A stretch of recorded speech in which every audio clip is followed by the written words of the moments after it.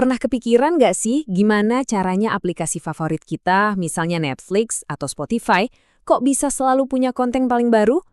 Nah, kuncinya itu ada di cara mereka ngobrol sama internet. Di sini kita akan kupas tuntas cara standarnya, yaitu lewat RESTful API. Oke, kita langsung aja ya. Ini dia nih, semacam peta perjalanan kita untuk hari ini. Kita bakal mulai dari konsepnya dulu, sampai nanti kita lihat gimana cara prakteknya. Pertama-tama, kita coba bedah dulu ya, apa sih cetak biru dasarnya yang bikin aplikasi kita bisa berkomunikasi dengan seluruh dunia lewat internet? Ini pertanyaan penting banget loh, dan jawabannya bukan sulap bukan sihir, tapi sebuah arsitektur yang cerdas yang jadi tulang punggung hampir semua aplikasi modern yang kita pakai sehari-hari.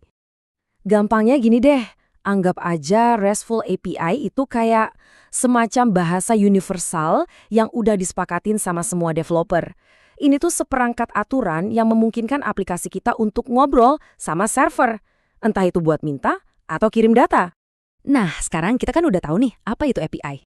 Yuk kita gali lebih dalam lagi, gimana sih cara kerjanya? Kita bakal kenalan sama kata kerja atau perintah-perintah inti yang kita pakai buat komunikasi sama server. Biar gampang, bayangin aja kita lagi di restoran. Aplikasi kita itu pelanggannya. Nah, kita kan mau pesan makanan, itu namanya request. Pesanan kita diterima sama pelayan. Nah, pelayan inilah si API. Pelayan lalu nganterin pesanan kita ke dapur, yaitu servernya. Setelah makanan jadi, pelayan nganterin lagi ke kita. Makanan itu adalah respons atau data yang kita minta. Simpel kan?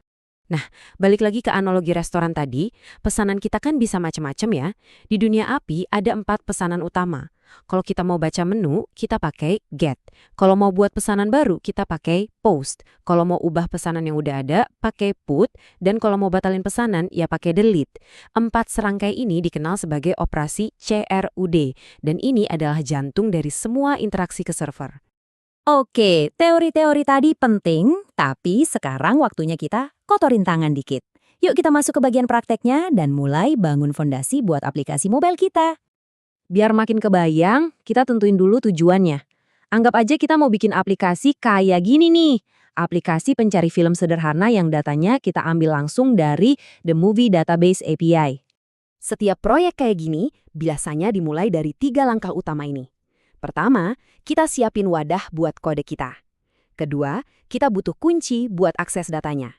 Dan ketiga, kita pasang alat yang kita butuhin buat nyambung ke internet.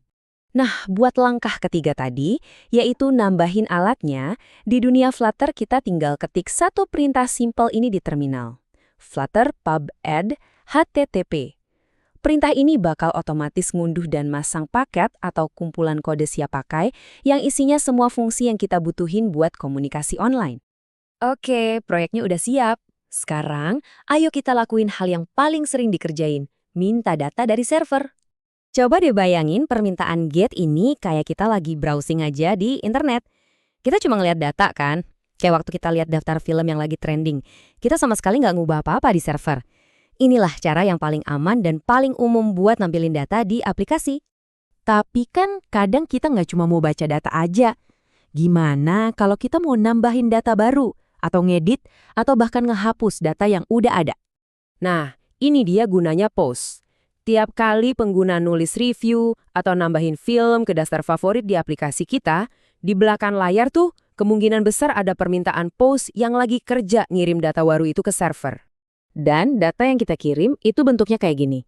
Namanya format JSON. Ini populer banget. Lihat deh, simple kan? Cuma ada kunci kayak rating dan nilainya kayak 8,5. Format kayak gini gampang banget dibaca, baik buat kita sebagai manusia maupun buat mesin. Tentu aja, setelah kita bikin data pakai post, kita butuh cara buat ngubahnya. Nah, disitulah put beraksi. Misalnya pas kita mau ngedit review yang salah ketik. Terus kalau mau dihapus total, ya pakai delete. Jadi dengan 4 serangkai ini, get, post, put, dan delete, kita punya kontrol penuh atas data kita. Oke, kita udah ngirim permintaan nih. Tapi kerjaan kita belum selesai. Server pasti bakal ngasih jawaban. Yuk, kita belajar cara baca jawaban dari server. Jadi, kita udah kirim permintaan. Terus gimana kita tahu itu beneran berhasil atau malah gagal? Kita nggak bisa main asumsi loh. kita harus dengerin baik-baik balasan dari server biar aplikasi kita bisa nanganin semua kemungkinan, baik itu sukses maupun error.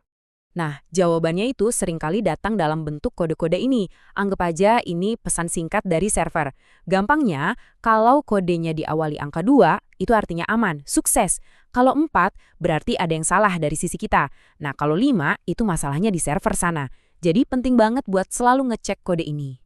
Nanti, pas server ngasih data balasan, biasanya bentuknya salah satu dari dua ini. Dulu XML sempat populer, tapi sekarang JSON ini udah jadi rajanya. Kenapa? Ya karena lebih enteng, lebih simple, dan lebih gampang diolah di aplikasi-aplikasi modern. Jadi, intinya ada 4 hal ini yang perlu banget kalian ingat. API REST itu standarnya. Gunakan get, post, put, dan delete.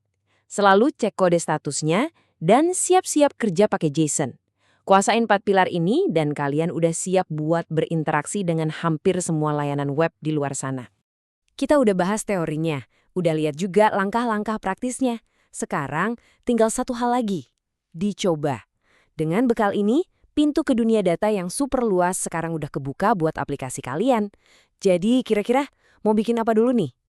Oke, sekian dulu untuk paparan kali ini. Terima kasih sudah menyimak, sampai ketemu lagi.